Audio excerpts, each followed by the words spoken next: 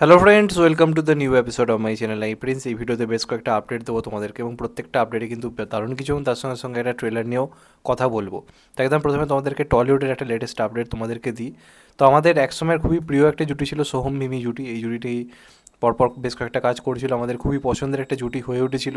তারপর সোহমেরও খারাপ পেজ চলে এসেছে, মিমি চক্রবর্তীরও খারাপ পেজ চলে এসেছে এবং এই জুটিটাও কোথাও গিয়ে হারিয়ে গেছিলো। আমরা বহুদিন ধরে এই জুটিটাকে সেইভাবে দেখতে পাইনি বা একসাথে পাইনি, সত্যি কথা বলতে গেলে। তো যে কারণে আমরা প্রত্যেকে ওয়েট করে আছি যে কবে আবার আর কি সোহম মিমির আর কি একসঙ্গে একটা কামব্যাক হবে বা এই জুটিটাকে আমরা একসাথে আবার দেখতে পাবো। আমরা প্রত্যেকে ওয়েট করে আছি, কারণ আমরা প্রত্যেকে মন থেকে চাই যে আমাদের পুরনো যে প্রিয় জুটিগুলো সেগুলো ফিরে আসুক। তো এবার শুধু ফিরে আসার ব্যাপার নয়, খুব বড়োভাবে কিন্তু ফিরে আসতে পারে সোহম মিমি জুটি এবং তাদের একটা খুব ভালো কামব্যাক হতে পারে। আজকে যদি ভালো করে লক্ষ্য করে দেখো, কৌশানির একটা দারুণ কামব্যাক হয়েছে, তাকে নিয়ে আলোচনা হচ্ছে, কথা হচ্ছে, লোকে তাকে গুরুত্ব দিচ্ছে। আবার কোন সিনেমার মাধ্যমে? বহুরূপীর মাধ্যমে। কোন production house? Windows production house. তো তোমাদেরকে বলে রাখি, এখন অবধি ইনসাইডার নিউজ যেটা উঠে এখন অবধি খবর পাওয়া যাচ্ছে, সোহম মিমি জুটি ফিরতে চলেছে এবং সেটা উইন্ডোজের একটা সিনেমার মাধ্যমে। এবার উইন্ডোজের আমরা জানি বছরে মোটামুটি 2 থেকে 3খানা সিনেমা আসে, তার মধ্যে একটা থেকে পুজো রিলিজ। তো সেই বড় পুজো রিলিজ সিনেমা কিনা সেটা আমরা জানি না, তবে সোহম মিমি জুটিকে নিয়ে শিবপ্রসাদ নন্দিতে একটা সিনেমা প্ল্যানিং করেছে। প্রাথমিক পর্যায়ে কথাবার্তা হয়েছে, সেখানেই মেন দুটো চরিত্রে সোহম মিমির কথা কিন্তু ভাবা হয়েছে। এবার উইন্ডোজের প্রোডাকশানে এই দুজনের সুযোগ পাওয়া মানে আমি তো মনে করি এটা বিরাট বড় একটা সুযোগ, কারণ প্রত্যেকে চায় এই প্রোডাকশন হাউসেরও এখন কাজ করতে। সেখানে দাঁড়িয়ে Soham as a lead hero সুযোগ পাওয়াটা আমার মনে হয় সোহমের কোথাও গিয়ে কেরিয়ারের একটা দ্বিতীয় পুনর্জন্ম কিন্তু ঘটাতে পারে। আমরা প্রত্যেকে সোহমকে খুব রেসপেক্ট করি, জিৎদেবকে যারা ভালোবাসি তারা সোহমকে ভালোবাসেন, এটা হতে পারে না। প্লাস মিমি চক্রবর্তীকে আমরা পছন্দ করি। তো সেই হিসেবে এটা যদি হয় আমি তো খুবই খুশি হব। তো উইন্ডোজ প্লাস সোহম মিমি জুটি এরমটা শোনা যাচ্ছে, খুবই খুশি হবে ব্যাপারটা হলে। তো দেখা যাক লাস্ট অব্দি কী হয়। এখন অবধি প্রাথমিক পর্যায়ে কথাবার্তা হয়েছে, এরপর আমরা ডিটেলস আরও জানতে পারবো। এরপরে একটা ট্রেলার নিয়ে কথা বলবো, সেটা হচ্ছে ফতেহ ট্রেলার। তো এটা সোনু সুদের আপকামিং মুভি, এটা ডিরেক্ট করেছে সোনু সুদ এবং তার সঙ্গে সঙ্গে এটার প্রডিউস থেকে শুরু করে সব কিছুই সোনু সুদ নিজে করেছে। তো এখন যে বলিউড বা সাউথে একটা যে হিরিক পড়ে গেছে, যে হিরোকে মোস্ট ভায়োলেন্ট বা ব্রুটাল ম্যান হিসেবে আনার একটা চেষ্টা বা অ্যাকশনের মধ্যে একটা ভায়োলেন্স রাখার চেষ্টা, যেমনটা কিল ছিল বা অ্যানিমেল ছিল, তো এটাও কিন্তু ঠিক ওই কাইন্ড অফ একটা সিনেমা হতে চলেছে। তো তারা প্রথম থেকে সেটাই প্রমিস করে এসেছে টিজারের মাধ্যমে। তো যে ট্রেলারটা যেটা দেখলাম আমার কিন্তু দারুণ লেগেছে। প্রথম কথা, অ্যাকশনগুলোকে যেভাবে ডিজাইন করা হয়েছে বা সোনু সুদ যেভাবে অ্যাকশনগুলো করছে, কাঁপিয়ে রেখে দিয়েছে ভাই। আমার তো ট্রেলার দেখে সিনেমাটা দেখার ইচ্ছে করছে। এখানে যেটা বোঝা যাচ্ছে যে নাসিরুদ্দিন এবং তার টিমে সোনু সুদ কাজ করতো এবং একটা এজেন্সির হয়ে ওরা কাজ করতো। অনেকের কাছে ওদের মারার মেরে ফেলার কি অর্ডার আসতো, ওরা কে কার কি ব্যাকড্রপে সব করতো না, শুধু মেরে ফেলতো। এরমই কোনো কারণে কোনো একটা শত্রুর সঙ্গে ওর নানা রকম পার্সোনাল প্রবলেম হয়, সেটা গিয়ে পৌঁছে সাইবার ক্রাইমের সমস্যা, সেটা থেকে গল্পটা কীভাবে কে করছে না করছে, কী জন্যের পেছনে দায়ী খুঁজে খুঁজেও যাচ্ছে এবং একজনকে মারতে মারতে আর কেউ পৌঁছচ্ছে যে কে করেছে। তো গল্পটা তারা লুকিয়ে রেখেছে, কী স্টোরির ওপর ভিত্তি করে গল্পটা তারা পুরো লুকিয়ে রেখেছে। ট্রেলারটাকে পুরোপুরি অ্যাকশন এবং তার সঙ্গে সঙ্গে যে ইনভেস্টিগেশনটা হচ্ছে সেটার উপর ছেড়েছে। তো তোমরা ট্রেলারটা গিয়ে দেখো, সোনু সুদের এই রূপ তোমরা কেউ দেখোনি, সোনু সুদ কী করতে পারে তোমরা বুঝে যাবে। কি ভায়োলেন্ট লাগছে ভাই, বা অ্যাকশানগুলো যেভাবে করছে, কোথাও গিয়ে সেই অ্যানিমেলের কিন্তু ভাইবসটা দিচ্ছে বা কিলের সেই ভাইবসটা দিচ্ছে, যে একদম মার্কেটারি অ্যাকশান। কাউকে মারছে একদম ব্রুটালি, কারোর চোখে ছুরি ঢুকিয়ে দিচ্ছে, কাউকে ব্রুটালি গলা কেটে দিচ্ছে। তো সেই অ্যাকশনের মধ্যে সেই ভায়োলেন্স যেটা এখন পছন্দ করছে লোকে, সেটা কিন্তু পুরোপুরি রয়েছে। আমি জানি না কতটা ওয়ার্ক করবে সিনেমাটা। যদি স্টোরি ভালো হয়, স্টোরিটা ভালো হওয়া খুব দরকার, তাহলে আমার মনে হয় কিন্তু ওয়ার্ক করতে পারে এবং সোনু সুদের একটা নিজস্ব একটা অডিয়েন্স রয়েছে। তো আশা করবো, দেখো অনেক ভালো সিনেমাই রিসেন্টলি ওয়ার্ক করেনি, যেমন জন আব্রাহামের যে সিনেমাটা এসেছিলো ভেদা, বেশ ভালো একটা অ্যাকশন মুভি ছিল, চলা তো উচিত ছিল, চলেছে কি চলেনি, কিন্তু সিনেমাটা তো ভালো। তখন এটাও ওয়ার্ক করবে কিনা আমি জানি না, কিন্তু সিনেমাটা দেখার জন্য এক্সাইটেড করছে। আমার তো ট্রেলারটা বেশ ভালো লেগেছে, বিজিএমটাকে দারুণভাবে ইউজ করা হয়েছে অ্যাকশন কাটের সঙ্গে সঙ্গে। আমার তো বেশ ভালো লেগেছে ট্রেলারটা, সিনেমাটা দেখতে ইন্টারেস্টেড লাগছে এবং সোনু সুদকে মারকাটারি লাগছে, যেরকম ফিগার বানিয়েছে বা যেভাবে অ্যাকশন করছে। নাসিরুদ্দিন শাহকে দারুণ লেগেছে তার লুকটা। তো আমি খুব এক্সাইটেড রয়েছি এই কাজটা নিয়ে। তো দেখা যাক, সিনেমা হলে তো অবশ্যই দেখতে যাবো, 10 তারিখে রিলিজ করছে।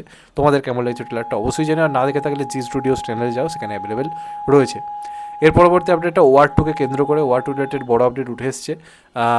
লাস্ট ঋত্বিক এবং এনটিআর একটা বড় অ্যাকশন সিকোয়েন্স বাকি ছিল, সেটার প্রায় 10-15 দিন ধরে শ্যুটিং হয়েছে এবং খুব বড় স্কেলে জিনিসটা শ্যুট করা হয়েছে। এবং তার সঙ্গে সঙ্গে এই শটটার মাধ্যমে যে টানা 10-15 দিনের যে শিডিউল, সেটার উপর বিরাট টাইম স্পেন্ড করা হয়েছে, প্রচুর বাজেট ঢালা হয়েছে এবং এটার মাধ্যমেই কিন্তু ওয়ার টু এর পুরোপুরি কিন্তু শ্যুটিং কমপ্লিট হয়েছে। লাস্ট শিডিউল যেটা ছিল সেটা পুরোপুরি কমপ্লিট, এখন সিনেমাটা কিন্তু র্যাপ হয়ে গেছে। এবার সিনেমাটার বাদ বাকি পোস্ট প্রোডাকশন যে কাজগুলো হয়ে থাকে সেগুলো হবে এবং হয়তো আমরা খুব শীঘ্রই সিনেমাটার টিজারও হয়তো পেতে পারি। তবে একটু হয়তো টাইম লাগবে, কারণ ওয়ার টু নিয়ে কিছুই তারা এত তাড়াতাড়ি আনতে চাইছে না। ওআইআরএফের তরফ থেকে যদি দেখা যায়, তারা অফিসিয়ালভাবে কিছু অ্যানাউন্সও করেনি দেখতে গেলে।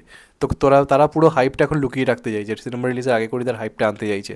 তো এখন থেকে আমার মনে হয় না কিছু আসবে বলে। তবে শিডিউল কমপ্লিট হয়ে গেছে, লাস্ট শিডিউল কমপ্লিট, সিনেমাটা শুটিং কমপ্লিট হয়ে গেছে, এই আপডেটটা উঠে এসছে। তো আশা করতে পারি আমরা হয়তো এবার আস্তে আস্তে অনেক কিছু জানতে পারবো এই সিনেমাটা সম্বন্ধে। তো দেখা যাক শেষ পর্যন্ত কী হয়। এর পরবর্তী আপডেটটা খুব বড় একটা আপডেট, সেটা হচ্ছে এসআরকে কিং সিনেমাটাকে নিয়ে। এসআরকে ফ্যান্সরা পুরো মুখিয়ে বসে আছে এই সিনেমাটার জন্য, কারণ এসআরকের কামব্যাক মুভি এবার হতে চলেছে। কামব্যাক কথাটা কেন বললাম, এসআরকে 2023-এর পর ঠিক করেছে আবার একটা বিরাট গ্যাপ নেবে, এবং সেই গ্যাপটা 2024-25 পুরোপুরি ফাঁকা। তার টার্গেট 2026-এ কিং নিয়ে আসার, অথবা 2025-এর শেষেও আসতে পারে, একদম উড়িয়ে দেওয়া যাচ্ছে না। তো এটা আমরা প্রথম থেকে জানতাম সুজয় ঘোষ ডিরেক্ট করতে চলেছে, এবং এটা নিয়ে সবাই এক্সাইটেড ছিল। আবার কারো কারো মনে হচ্ছিল যে সুজয় ঘোষ কি পারবে শাহরুখ খানের মতো অত বড় একটা হিউজ মানে মেগাস্টারকে অ্যাকশন হিরো হিসেবে প্রেজেন্ট করতে, কারণ কিং তো পুরো বলা হচ্ছে একটা দারুণ একটা অ্যাকশন সিনেমা হতে চলেছে। তো এটা নিয়েও অনেকের মনে প্রশ্ন ছিল। সুজয় ঘোষ নো ডাউট ভালো ডাইরেক্টর, খারাপ ডাইরেক্টর নয়, কিন্তু মাস এন্টারটেনার বানাতে যেরকম জিনিস দরকার সেরকম জিনিস কি বানাতে পারবে, সেটা নিয়ে অনেক মনে প্রশ্ন ছিল, আমার মনেও প্রশ্ন ছিল, এটা অস্বীকার করবো না। কিন্তু আজকে একটা বড় খবর সামনে উঠে এসছে, কিছু ব্যক্তিগত সমস্যার কারণে বা পার্সোনাল কিছু প্রবলেমের কারণে, মতাদর্শগত মিল না থাকার কারণে শেষ পর্যন্ত ঠিক হয়েছে সুজয় ঘোষ এই কাজটা করবে না, এবং সেই কাজ থেকে নাকি বেরিয়ে এসছে।